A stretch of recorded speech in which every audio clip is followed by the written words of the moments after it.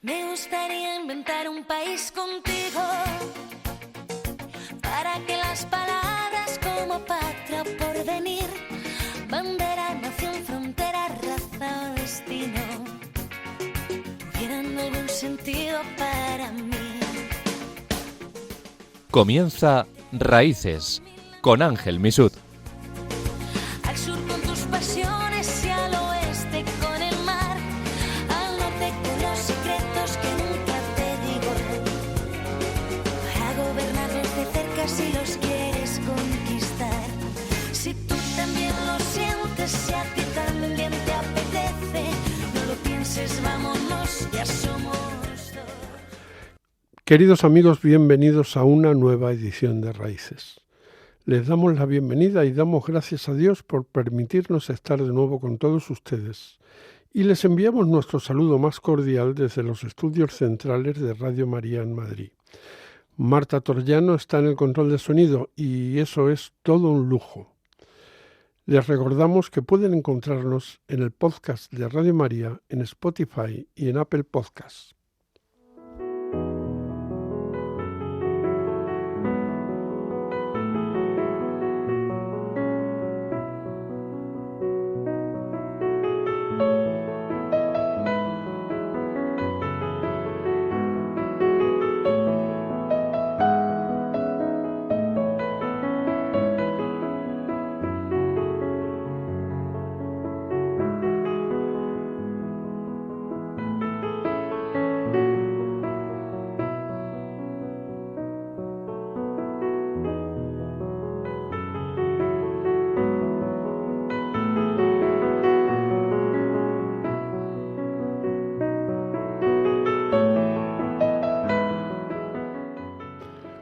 Hoy, 24 de enero, Radio María cumple 27 años. Toda una vida, 27 años siendo la luz para muchísimas personas, para miles y miles de personas que encuentran en la sintonía de Radio María un consuelo para sus vidas. Y además una compañía eficaz.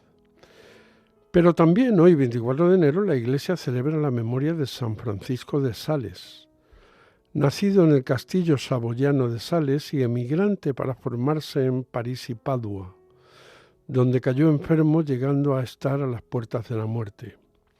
San Francisco de Sales es el patrono de los periodistas, porque Francisco había sido destinado como sacerdote a una pequeña ciudad alpina donde todos los habitantes eran calvinistas. Celebraba la misa diaria sin ningún fiel presente, él solo. Pero Francisco, lejos de amilanarse, dedicaba su tiempo a escribir copias de sus homilías, que después introduciría en las casas de sus vecinos por debajo de las puertas. Cuando Francisco abandonó aquella ciudad, todos sus habitantes se habían convertido al catolicismo. Amigo de San Vicente de Paúl, fundaría la Orden de la Visitación en unión de Santa Juana Chantal.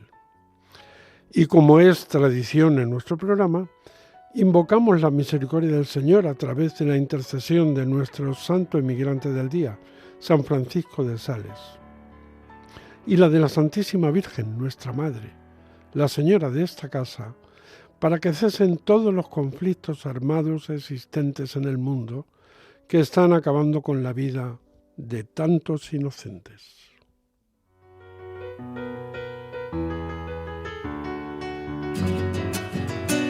Esta flor de chacarera ha nacido en el camino, fue cunada entre los brazos de la Virgen y su Hijo.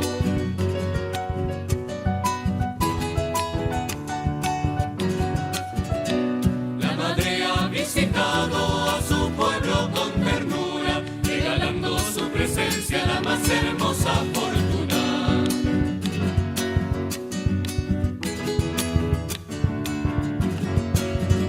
Se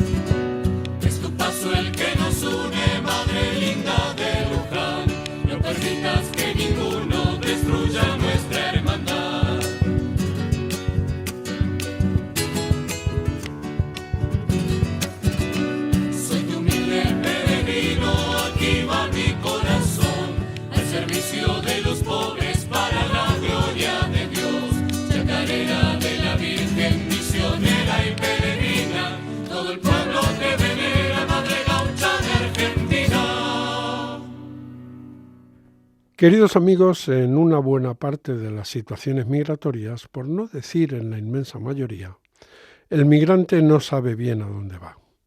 Desde una perspectiva sociológica, acredita una serie de mitos que idealizan la situación que cree que se va a encontrar cuando llega hasta nosotros. Esta idealización estructural de Europa como tierra prometida en contextos de precariedad global, tales como en Europa hay trabajo para todos, o viviré con algún familiar y pronto adquiriré una vivienda, o también los papeles se consiguen fácilmente e incluso desde allí podré mantener a mi familia en origen con remesas, o mi experiencia y formación serán valoradas. Estas narrativas no son meras percepciones individuales, sino construcciones colectivas que proyectan a la Unión Europea como salvación desde realidades de desigualdad sistemática, perpetuando flujos migratorios desorganizados que exacerban vulnerabilidades estructurales, exclusión social y residencial, precariedad laboral, burocracia, extensas barreras idiomáticas o culturales y aislamiento emocional, que tensionan la cohesión social de los países receptores.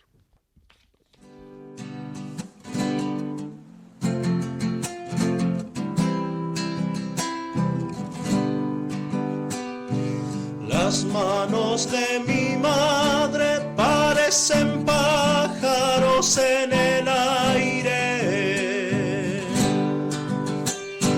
historias de cocina entre sus alas, heridas de hambre. Las manos de mi madre saben qué ocurre por las mañanas, cuando amasa la vida horno de barro, pan de esperanza.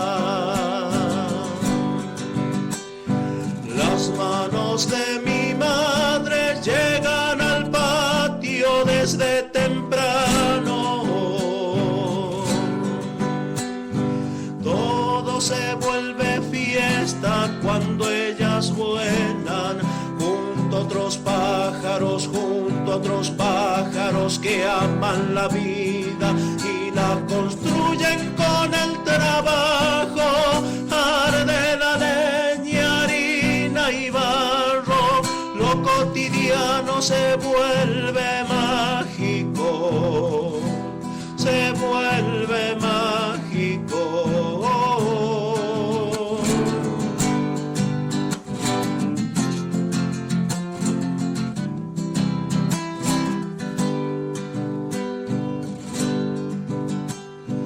Las manos de mi madre me representan un cielo abierto y un recuerdo añorado, trapos calientes. Queridos amigos, están ustedes en Raíces, el programa sobre migraciones que Radio María emite en la tarde de los sábados. Hoy queremos analizar la precariedad en la información que acreditan los migrantes que vienen a buscar un futuro con nosotros. Para ello contamos con la presencia de Milagros Chacra, psicopedagoga de la Asociación San Ricardo Pampuri de Fuenlabrada y experta como pocos en estas situaciones. Milagros, buenas tardes y gracias por acompañarnos en Buenas Raíces. tardes, gracias por la invitación. También nos acompaña Daibel Pañellas, psicóloga de la misma asociación. Hola Daibel, bienvenida a Raíces. Buenas tardes, gracias por la invitación.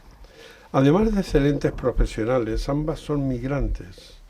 Milagros es originaria de Argentina, mientras que Daibel lo es de Cuba, una circunstancia que les aporta un plus de experiencia en el terreno en que nos vamos a introducir a continuación.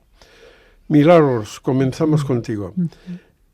¿Migrar sin mapa es la norma de la gente que viene a nosotros? Lamentablemente sí, es uno de los descubrimientos más grandes que hemos hecho en esta primera parte del proyecto en el que estamos trabajando, que se llama Mitos y Verdades, un proyecto que patrocina la Unión Europea y Erasmus+, en el que nuestro principal objetivo es intentar promover procesos migratorios más responsables.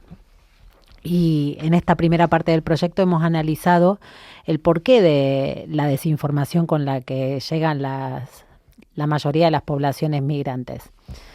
Hemos trabajado con población latinoamericana, africana y de Europa del Este también, en Alemania, y hemos descubierto que sí, que la mayoría de personas llega sin un mapa claro o con un mapa bastante idealizado. ¿Cuál dirías que son las causas de esta idealización, de esta falta de conexión con la realidad que se van a encontrar? A ver, las causas son muchas, o sea, hay una cosa que tenemos que entender: migrar es muy difícil. Meter tu vida en una maleta ya es una carga mental y emocional enorme, muy difícil de comprender para una persona que nunca ha migrado. Yo a veces les digo a mis amigos españoles que piensen cuando tuvieron que dejar su casa de la infancia y cuando estaban cerrando esa puerta, y pensar en todo lo que tenías detrás y poner unas poquitas cosas y otras dejarlas, pero eso multiplicado por 2 millones, porque dejas todo. Y luego, por otro lado, otra de las causas importantes es que tú piensas que vas a un lugar mucho mejor. Entonces nunca te imaginas que te vas a encontrar con contratiempos incluso más grandes de los que te había tocado pasar en tu vida en un país más precario. Vas a Europa. Y para todas las personas que venimos de países precarizados, Europa es el mejor lugar a donde puedes ir. Bueno, el norte global. Y eso es un poco la idealización. Por otro lado, la gente que está aquí en España ya desde hace más tiempo, le cuesta contar la verdad. Le cuesta contar la verdad a sus familias, a sus amigos, decir por todos los contratiempos que han tenido que pasar para llegar a una estabilidad que ahora tienen, quizás personas que hace 20 años que están en España. Y bueno, la desinformación muchas veces viene por ese lado. Diría que esas son las 2 causas principales. Quería precisamente preguntarte por esto.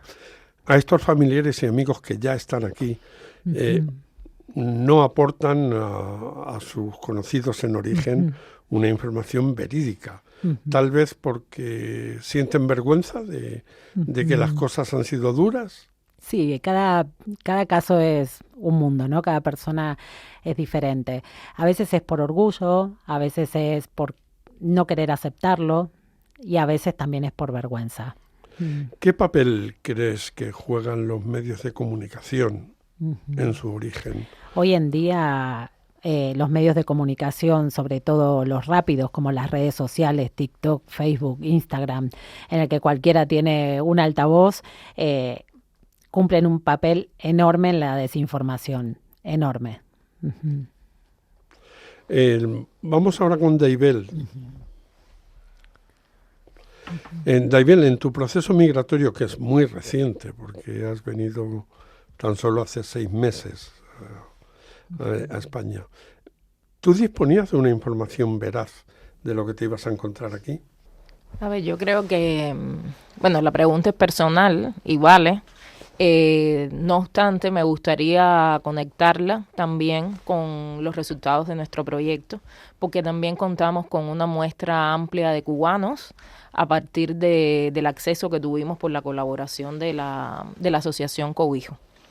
Y yo diría que en el caso de los cubanos estamos hablando de una situación particular, al menos con respecto a la muestra que tenemos como parte de la investigación. Y es que al parecer, porque estamos viajando en mayoría, o al menos los miembros de Cobijo y también mi propia condición, bajo la ley de memoria democrática. Y eso establece una diferencia. La ley de memoria democrática no existe solamente para Cuba, existe para toda Latinoamérica. Para mí ha sido una sorpresa que entre los migrantes con los que nosotros trabajamos, que son bastantes, ni siquiera tienen conocimiento sobre la existencia de esa ley.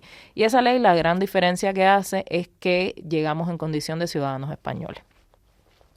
En ese sentido, primero llegamos con papeles, como se dice, que obviamente hace una diferencia. Y el primer mito relacionado con el hecho de llegar con papeles es el creer que llegamos con los mismos beneficios con los que cuentan con los españoles. Y eso es un mito. Ese es el primer mito, porque llegamos con beneficios de estar en una situación regular, pero con una historia cero. es como haber acabado de nacer. Como el currículum profesional en blanco. Por ejemplo, sí, totalmente. Pero esta ley de la que hablas establece una serie de condiciones, no es válida para todo el mundo. Hay que tener ancestros españoles demostrables, ¿no? Sí, claro. Acceder a la ley significa que uno tiene ancestros españoles.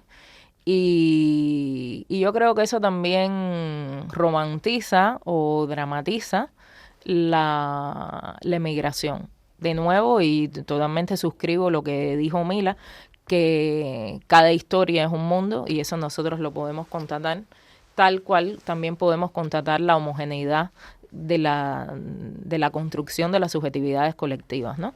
Yo creo que hay algo interesante que está relacionado con el hecho de, en el caso cubano y también en el caso personal, la existencia de la Embajada Española como información que regula determinados mecanismos, pero es una información que justamente está hablando de mecanismos que ciertamente existen, que ciertamente son reales, pero la vida es mucho más que eso. Entonces yo creo que llegar aquí tiene que ver con eso, tiene que llegar con, o sea, está relacionado también con una historia que cada uno de nosotros como migrantes porta, y de que por más que uno pueda estructurar o hacer duelo con lo que va a dejar, en cualquier caso forma parte de valores, de creencias, de expectativas que fueron parte de la propia vida, y luego llegar acá, la historia definitivamente es otra.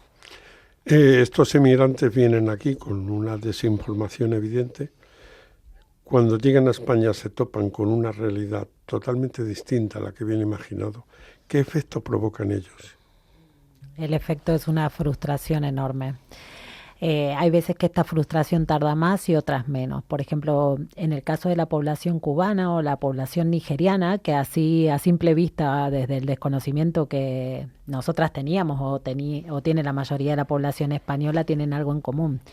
Las personas cubanas y las nigerianas que no pertenecen a esto, que no tienen ascendientes españoles y no pueden hacer su nacionalidad española, necesitan un visado Schengen. Para conseguir ese visado necesitas mucho dinero, alrededor de 7.000 euros. ¿Quién tiene ese dinero en países subdesarrollados? Personas que vivían bien y que habían podido acceder a una formación. En esos casos, la etapa de aceptar que la realidad no es la que esperabas, que no vas a poder ejercer tu profesión, que no vas a tener acceso a una vivienda como la que tenías en tu país, es bastante más duro que en el caso de personas que su expectativa de ir a vivir a una casa mejor o tener un trabajo igual al que tenías en tu país es más fácil de aceptar. Entonces, sí, yo veo que en ese sentido, o sea, la frustración puede ser más o menos dependiendo de cuál era tu situación en país de origen, que vuelvo a repetir, es muy importante que lo sepamos todos. Cada caso es un mundo. No somos todos los migrantes iguales. Igual que aquí no son todos los españoles iguales, las personas que venimos de fuera, cada persona tiene una historia personal e individual. Me gustaría conectar en ese caso algo que creo que vale la pena que reflexionemos todos, y es el hecho también de pensar la migración como una estrategia de sobrevivencia.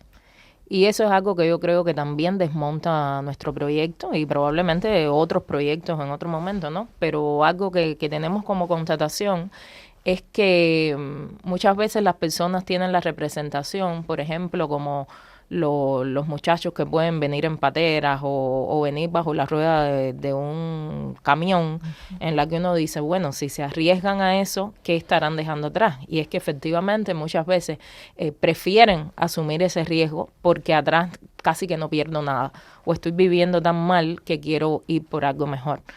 Pero no todas las migraciones son así.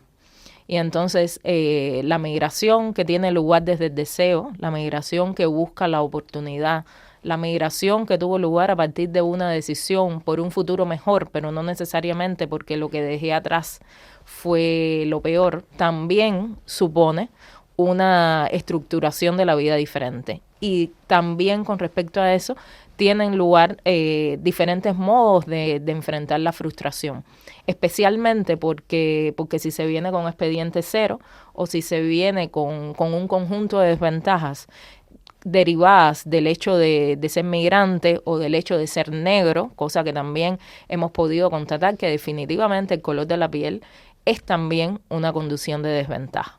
Entonces, otro tema que pudiera agregar ahí es el hecho de también la migración reproduce desigualdades estructurales que vienen del lugar de origen. Para mí, por ejemplo, volviendo a Cuba, y no porque lo quiera particularizar, pero hablando de las sorpresas fundamentales del proyecto, resulta muy interesante que las personas que tenemos que son negras o mestizas son justamente las personas que no emigraron bajo la ley de memoria democrática, con lo cual no son las personas españolas y además son las pocas personas que tenemos en la muestra que están en condición irregular. Entonces, incluso el modo de emigrar y la condición migratoria una vez de llegar aquí también está dando cuentas de desigualdades de origen, aun cuando ya sabemos que en Cuba existen descendientes españoles de todos los colores, porque también algo que yo estoy construyendo como parte de este proyecto y nos estamos pensando como parte de lo que queremos continuar, no es solamente la visión de Europa como el continente mejor, es que Europa también fue el continente que nos colonizó. Europa llevó supuestamente una ilustración, llevó una cultura, Europa es el viejo continente, y desde esa lógica también se muestran construcciones que tampoco son necesariamente ciertas, porque también hay procesos que se enquistan, ¿no? Y yo creo que eso también forma parte del tema de los proyectos. Algo que también es muy interesante es distinguir la propia elaboración del proyecto migratorio de cada cual. Nosotras compartíamos el tema de la necesidad de visa, otros no necesitan visa, pero se tienen que construir una historia para llegar al aeropuerto. Hay otros que necesitan visa y detrás de eso existen mafias que construyen también la migración porque les conviene promover el mito de viajar, y eso lo hemos visto muchísimo en el caso de África, con el tema también de esa necesidad de dinero. Entonces, incluso todo el tema de la planificación del proyecto migratorio es bien complicado.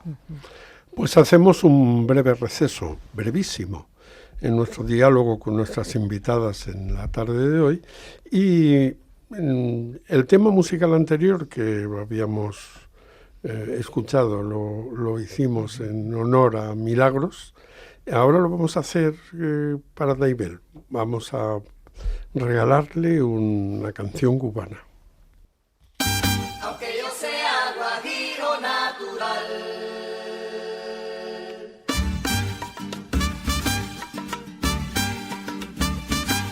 soy un guajiro normal, que vengo del monte Cimarrón. Soy un guajiro normal y que vengo del monte Cimarrón. Sé cuál es mi posición, yo sé cuál es mi lugar.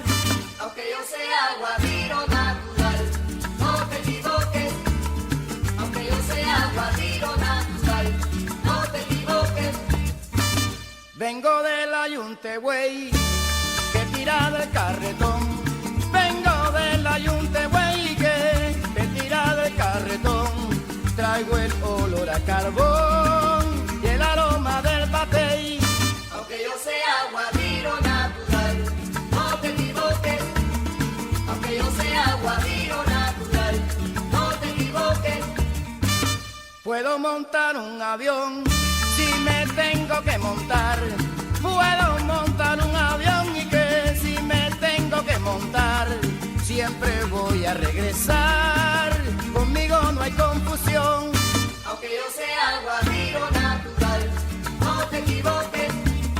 Aunque yo sea guajiro natural, no te equivoques. Me gusta como canta el sol, sale en el monte. No te equivoques. Un guajiro natural, natural, especial de allá del Montiqué. Ay, mira, porque usted a mí no me conoce, no. No te equivoques. Yo te puedo complicar, te puedo enredar la noche. No te equivoques. Porque te amarro con bejuco colorado que hay en el monte. Continuamos nuestro diálogo con Milagros Chacra y Daybel Pañellas, psicopedagoga y psicóloga respectivamente de la Asociación San Ricardo Pampuri de Fuenlabrada. Nos estáis hablando de el proyecto que estáis desarrollando para afrontar estas dificultades que acreditan la inmensa mayoría de los migrantes que vienen a nuestro país. Háblanos de él. Del proyecto. Bueno, en esta primera parte del proyecto ya estamos llegando a la mitad. Hemos analizado cuáles eran los mitos, los principales mitos con los que llegaban las diversas poblaciones migrantes. Los has resumido muy bien al principio. Están relacionados con las principales barreras que existen para la integración, como son el acceso al trabajo, a los servicios, a la vivienda, que es un problema enorme ahora mismo en España también para los españoles. Y bueno, los mitos por lo general están relacionados con esa idealización. Se cree que en Europa se puede conseguir trabajo rápido, si vienes con formación que vas a poder trabajar de lo que has estudiado. Esos procesos suelen ser bastante largos. En mi caso, por ejemplo, yo tardé 5 años en homologar mi titulación y en poder trabajar en ello. Luego el acceso a la vivienda, imposible para un migrante con todas las condiciones que hoy en día se exigen. Y luego, otra de las cosas que estamos analizando en esta primera parte del proceso son las que comentábamos al principio. ¿Cuáles son los canales por los que se difunden estos mitos? Que, como hemos dicho, los principales son la familia y los amigos que ya residen aquí y las redes sociales. Ahora lo que estamos trabajando es con cada población en reconstruir ese proyecto migratorio que había quedado o un poco truncado o un poco en un impasse. Y entonces estamos intentando ayudarlos a convertirlo en un proyecto realista, acorde a las condiciones de los diferentes países de acogida, que son Alemania y España en este caso. Uno de estos mitos de los que hemos comentado es que el migrante llega aquí porque, supongo que elige España porque tiene ya familiares que han emigrado antes y que le han contado que esto es jauja, que aquí se vive de maravilla y que se van a desarrollar sin ningún tipo de problema. Aparte de, por ejemplo, de Iberoamérica, pues supongo que la barrera idiomática supone un factor determinante, ¿no? El hecho de no tener que aprender una nueva lengua. Pero este hecho de esta seguridad de que voy a vivir con un familiar, luego con mucha frecuencia se ve truncada, ¿no? Cuando llegan aquí. En los testimonios de los participantes de las comunidades de aprendizaje que estamos creando, surgen relatos bastante parecidos. En muchísimos casos ni siquiera los van a buscar al aeropuerto. En otros, la convivencia dura un mes. En muchos otros, desde el día en que llegan, les piden que empiecen a pagar un alquiler porque ellos también están en una situación precaria. Hay comunidades migrantes que funcionan de forma distinta. Por ejemplo, la comunidad migrante marroquí sí que es más acogedora con su familia. Tienen una cultura, no sé si será relacionada por la religión, aún eso no lo hemos podido investigar mucho. La famosa hospitalidad árabe. Pues sí. Me imagino que se referirá a eso. También pasa con la comunidad africana en general. Los nigerianos tampoco son personas que podrían dejar a alguien en la calle, pero con la población latinoamericana sí que pasa muy a menudo. Crean unas expectativas falsas en sus familiares y luego cuando llegan aquí, en muchos casos los dejan en la calle. Nosotros tenemos en nuestra asociación una red de pisos de acogida y muchos de los migrantes que pertenecen a esta red de pisos son latinoamericanos y cuentan historias de este tipo. ¿Vuestro trabajo habitual con estas comunidades ha sido solamente de investigación o también hacéis otro tipo de tareas? No, o sea, utilizarlo, bueno, justo la palabra, ¿no? Trabajar únicamente la dimensión investigativa supondría utilizar a las personas. Y de hecho, nuestra intención como asociación, así como la intención del proyecto, es a partir de investigación, que supone a partir de un diagnóstico, leyéndolo como diagnóstico, leyéndolo como, digamos, una colección de datos a nivel individual, pero también a nivel grupal, poder acompañar a los migrantes. Mila hablaba de acompañarlos en reestructurar sus proyectos. O sea, cuando estamos hablando de la construcción de un proyecto realista, estamos hablando de reestructurar proyectos, y eso no es tan simple como decir, bueno, ahora la casa tengo que cambiarle la ventana, tengo que cambiarle el color, porque estamos hablando de reestructuraciones que tienen que tener lugar a nivel subjetivo, que no es tan fácil como hacer reestructuraciones con cuestiones que son meramente, digamos, objetivas o meramente materiales. Y en ese sentido, algo que nosotras hemos comentado y que yo creo que también vale la pena, aprovechando que estamos en un medio de comunicación masiva, es el hecho de que cuando usted hablaba de la elección de España, hemos ido colectando varias informaciones que yo creo que son interesantes. Por una parte, ciertamente, la barrera idiomática es un tema, con lo cual, obviamente, los países que hablan castellano eligen España porque es el mismo idioma, lo cual se convierte en una barrera, obviamente, para los marroquíes y para los africanos. Y que lo viven con más dramatismo los africanos, al menos como nosotros los hemos visto. Y yo creo que tiene que ver básicamente con que los africanos, al menos con los que nosotros trabajamos, tienen una actitud más proactiva hacia la vida, y entonces su mito de cómo poderse insertar estaba también matizado de que con el idioma inglés, siendo una lengua mundial, iban a poder ir lidiando mientras tanto, ¿no? Mientras aprendían el español. Pero hay algo que a mí me parece que, bueno, hay otro tema que está relacionado con las facilidades desde el punto de vista de ser un migrante irregular para los que son irregulares en España con respecto al resto de Europa, en términos de no sentirme igualmente discriminado o de no tener el peligro de ser deportado, cosa que no es poca cosa porque tiene también que ver con la condición de la oportunidad, pero también con la dignidad humana. Porque cuando hablan de experiencias que tuvieron, por ejemplo, en Alemania, que tenemos varios que han venido de Alemania, no es solo el hecho de sentir que pueden ser deportados, sino el trato que recibieron como personas humanas. Y yo creo que eso es importante, ¿no? Que España no pierda la brújula de que está lidiando con seres humanos que efectivamente, regulares o irregulares, que ciertamente, bueno, es otra condición, son seres humanos que apostaron por vivir mejor. Y yo creo que eso vale para todos, especialmente también en el caso de España, que tiene una historia de migración importante y una historia de migración importante a muchos países, especialmente a los países latinoamericanos del Caribe. Entonces yo creo que en ese sentido el tema de recuperar la historia y no olvidar la historia es importante. Y otro tema hermoso, yo creo que está relacionado también con el hecho de sentir que España abraza. O sea, las personas sienten que España es un país vivo, y esa no es poca cosa, porque no está relacionada solamente con el idioma, está relacionado con el hecho de la alegría, está relacionado con el hecho de celebrar, con el hecho de disfrutar, con el hecho de defender a la familia. Y esos son valores que nosotros también vemos en esas comunidades migrantes, con todas, con las cuales hemos trabajado, y que yo creo que habla también de múltiples áreas desde las cuales podemos establecer un diálogo común, podemos establecer intereses comunes.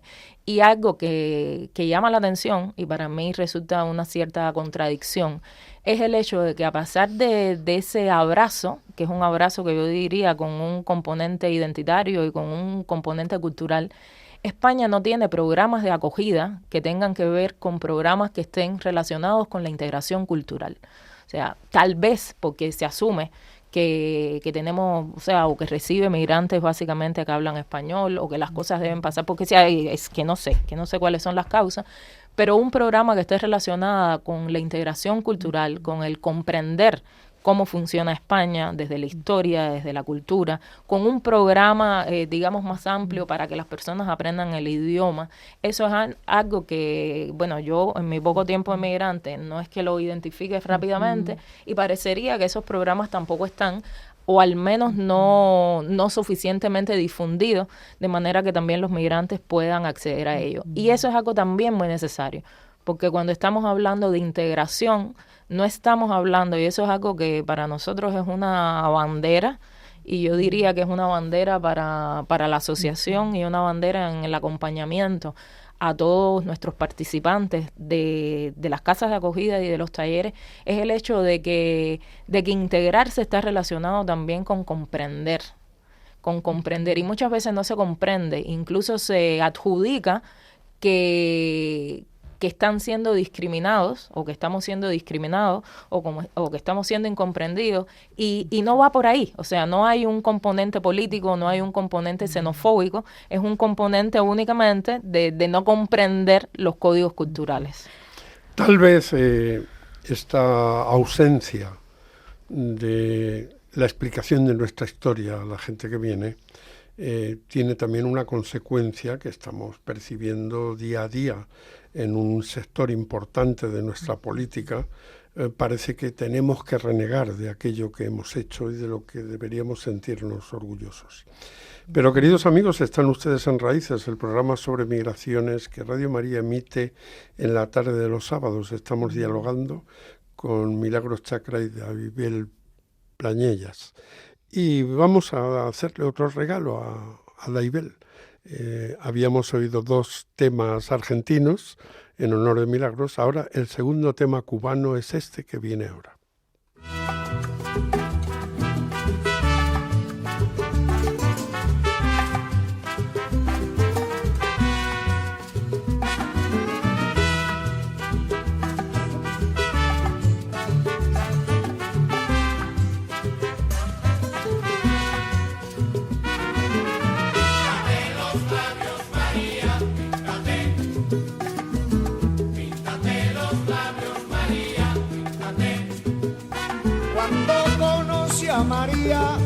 María era muy graciosita y ahora que ya no se pinta, ya no luce tan bonita María. Píntate los labios María, píntate. Píntate los labios María, píntate. ¿Qué es lo que pasa María? Ha sufrido un desengaño y al transcurrir de los años ya no luce tan bonita María. Ya no se le ve en la calle a María. Píntate los labios, María. Que se pinte los labios y que se deje de bobería. Píntate los labios, María. Píntate los labios y ven a bailar el son. Píntate los labios, María. María, mi son montuno, que sabrosón. Píntate los labios, María.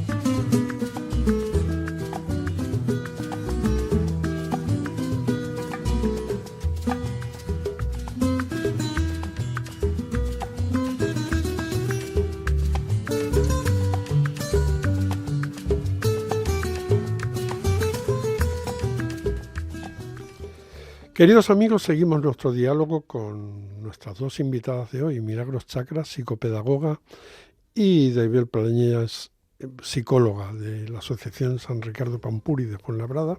Nos están contando su trabajo con los migrantes, sobre la desorientación que el migrante que viene a nosotros suele traer sobre la realidad que se va a encontrar.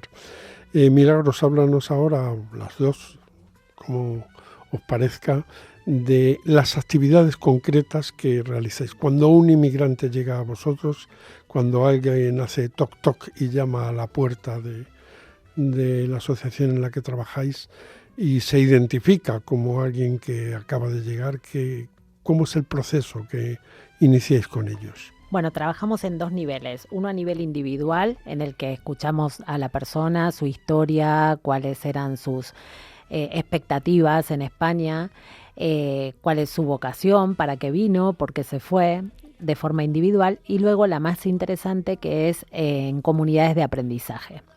En estas comunidades de aprendizaje intentamos reflexionar todos juntos acerca de las realidades del país de acogida. ¿Cuál era mi expectativa? ¿Cuál era la realidad? Entre ellos lo ponen en común. Son espacios muy productivos y muy interesantes para ellos porque ven que no son los únicos.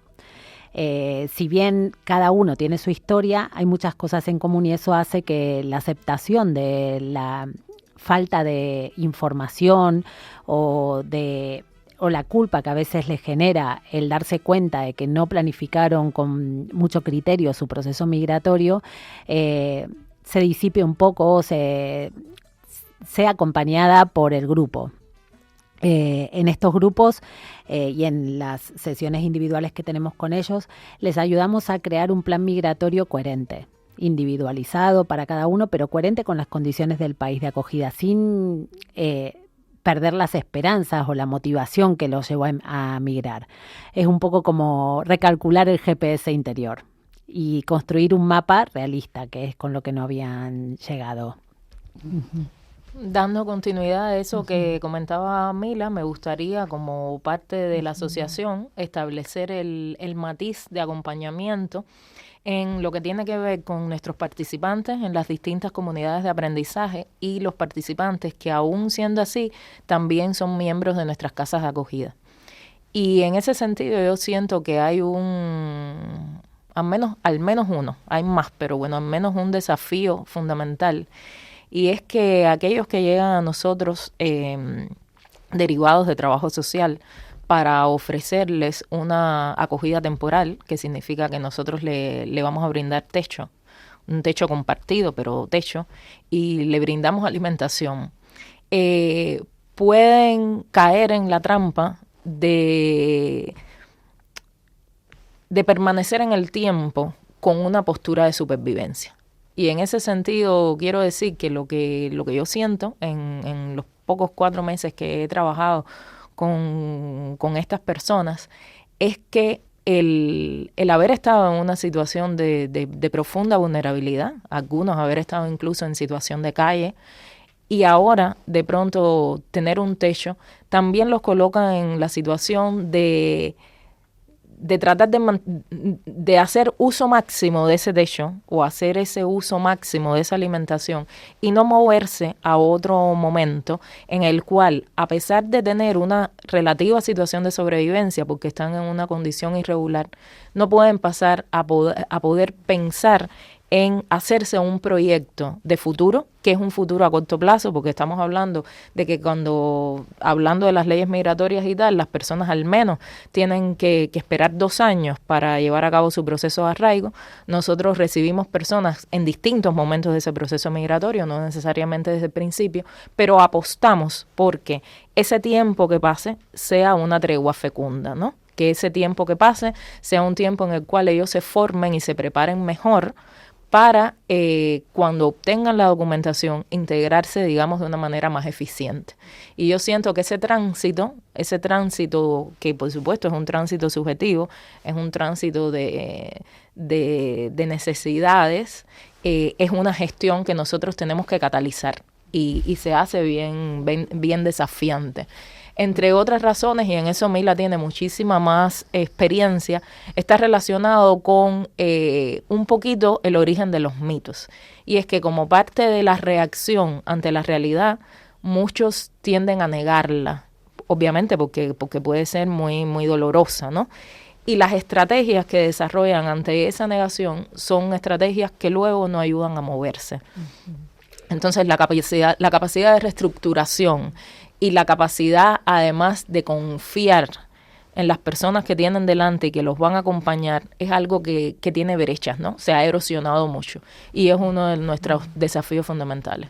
Yo estoy convencido de que una persona no se mueve de su país hacia otro lejano, en una situación de incertidumbre, si no lleva consigo una maleta llena de sueños que quiere cumplir. ¿Me estáis diciendo que cuando encuentran una situación de seguridad esos sueños se aparcan de alguna manera? Yo no lo diría así, yo diría más que el tiempo y las condiciones que Europa pone a los migrantes para poder cumplir esos sueños los van desdibujando. Entonces nosotros trabajamos mucho en eso, trabajamos mucho en que las personas no pierdan la esperanza, no pierdan las ganas, porque estar esperando 3 años para poder tener un permiso de trabajo tiene que ser muy duro. Nosotras aquí somos 2 migrantes privilegiadas. Yo tengo nacionalidad italiana, Daibel tiene nacionalidad española. Nosotras pudimos trabajar, ni bien llegamos, pero bueno, también con nuestros problemas. Lo que comentaba antes, que tardé 5 años en poder homologar mi título. 5 años es mucho. Y yo venía con mi título recién salidito de la universidad, con todas las ganas. Es la burocracia que sí, caracteriza la burocracia, totalmente. Al gobierno español desde hace muchos años. Totalmente, pero imagínate una persona que ni siquiera puede trabajar. No puede trabajar, les cuesta mucho abrir una cuenta en el banco, les cuesta mucho alquilar una vivienda, todo les cuesta mucho. Entonces no es que aparquen su sueño porque sí, es porque te desgasta. Entonces nosotros trabajamos mucho en eso, trabajamos mucho en intentar reflexionar juntos acerca de que obviamente que migrar es un derecho. Eso es indudable. El que lo dude, que venga un ratito a conocer nuestra entidad y se dará cuenta de que migrar es un derecho. Pero también es una responsabilidad. O que lea un poco de historia, porque también. El hombre es migrante desde que está sobre la faz de la tierra. Ha migrado. Pero aparte de eso, es muy importante que reflexionemos acerca de la responsabilidad que implica llegar a otro país. Con tu maleta, con tus sueños y todo. Tenemos que ponerlo al servicio de la sociedad, si no, ¿para qué hicimos un viaje tan grande? ¿Para qué dejamos a nuestras familias? Eso lo trabajamos muchísimo, muchísimo. E intentar que ese camino no sea tan duro es uno de los objetivos más grandes de este proyecto. Nosotros hemos descubierto que la familia y las amistades son la mayoría y las redes sociales son los principales factores de desinformación. Entonces, en esta segunda parte del proyecto, lo que vamos a hacer va a ser que las familias dejen de desinformar. Si hay migrantes escuchando del otro lado, por favor, decir la verdad. No hace falta mentir o agrandar una situación que no es fácil. No ayuda, no les ayuda realmente. ¿No? No eres menos por decir que te costó mucho. Yo tardé 5 años en homologar mi título, pero 10 en encontrar el trabajo de mi vida. Migrar es diseñarte una nueva vida. Nunca es fácil. Nunca es fácil. Entonces eso hay que contarlo, porque si tú lo cuentas, previenes muchísima frustración. No es lo mismo decirle a una persona, vente, pero tu título va a tardar 3 años en homologarse. Quizás tienes que salir a cuidar un abuelo, aunque seas enfermero, aunque seas médico, aunque seas arquitecto. Entonces esa persona ya toma la decisión a sabiendas de lo que se va a encontrar. Y eso hace muchísimo.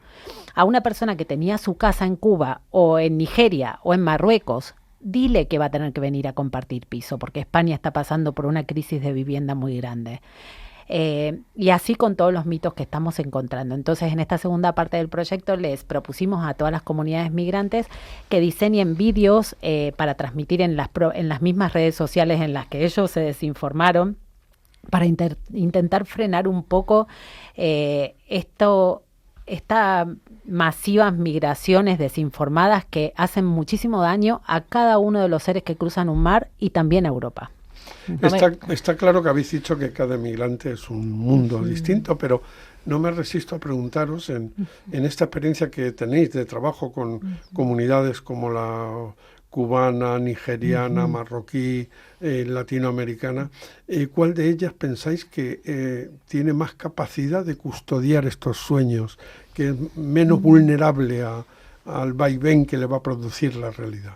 Yo creo que esa respuesta no la podemos dar, porque yo creo que la construcción de capacidades para lidiar con la realidad española pasa definitivamente por la capacidad de los recursos personales y por la capacidad, por supuesto, también de la construcción colectiva. Entonces, creo que hay un factor protector en el caso de las comunidades, por ejemplo, nigeriana, marroquí, incluso la cubana, diría yo, que Mil habló en términos de que mantienen sus redes, ¿no? El hecho de estar en redes es un factor protector, que al mismo tiempo se convierte en un factor trampa en el caso de la comunidad marroquí y la comunidad africana, porque al estar tan centrífugo, por ejemplo, el idioma, que es algo que necesitan aprender, al estar dentro de sus propias comunidades, no los reta de la misma manera.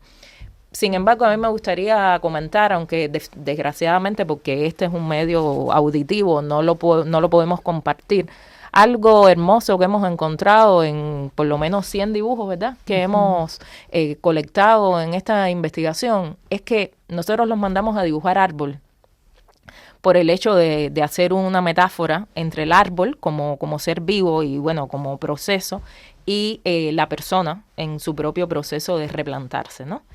Y algo que es común a todos los árboles que hemos visto es el tronco tan fuerte que tienen. Entonces, los migrantes expresan en el tronco fuerte o en las raíces que dibujan su fortaleza para lidiar con la adversidad. Cuestión que también para nosotros ha sido un recurso de reestructuración, porque también es devolverle la fortaleza que tienen.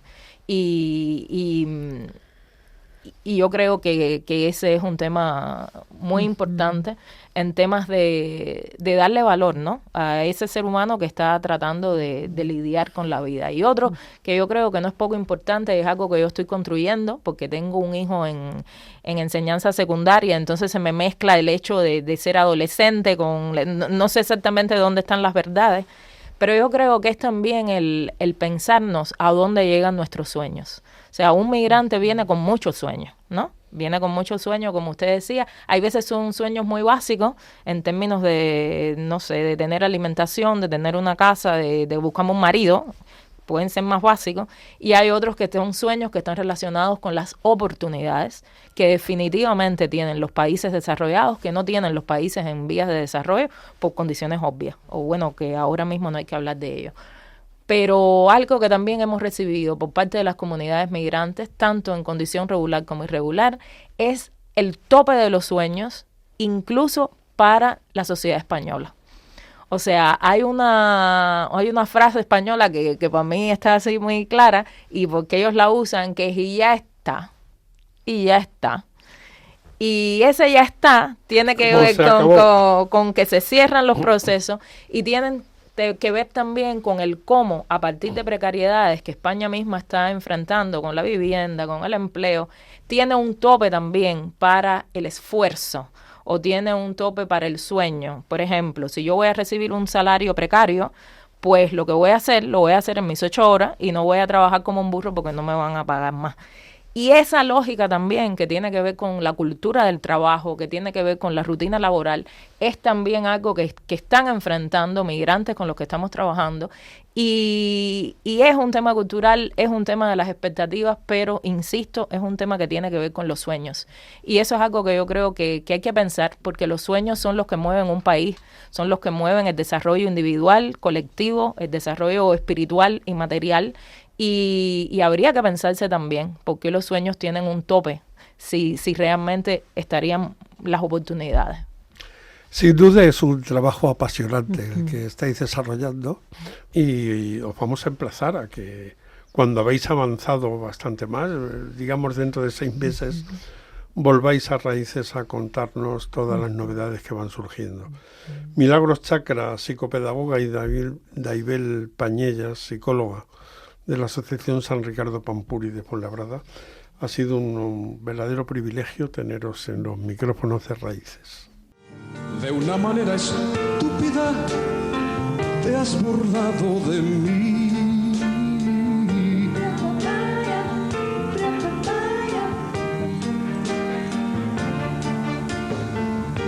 De una manera estúpida te has reído de mí. Queridos amigos, el tiempo es inexorable y nuestro programa debe llegar a su fin.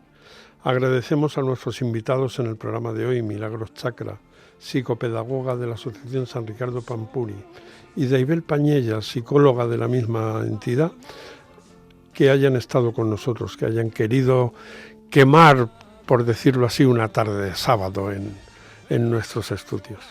También nos despedimos de todos ustedes, emplazándolos dentro de 15 días, en que estaremos de nuevo con una nueva propuesta. Les recordamos que pueden contactar con nosotros en el correo del programa raices@radiomaria.es y encontrarnos también en el podcast de Radio María, en Spotify y en Apple Podcasts. Queridos amigos, ha sido un verdadero privilegio compartir este tiempo de radio con todos ustedes. Que Dios les bendiga. Y me río como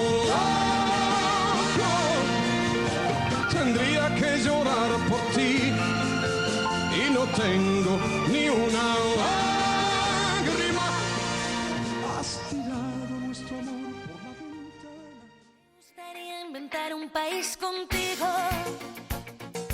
para que las palabras como patria o porvenir, bandera, nación, frontera, raza o destino tuvieran algún sentido para mí. Acaban de escuchar Raíces con Ángel Misut.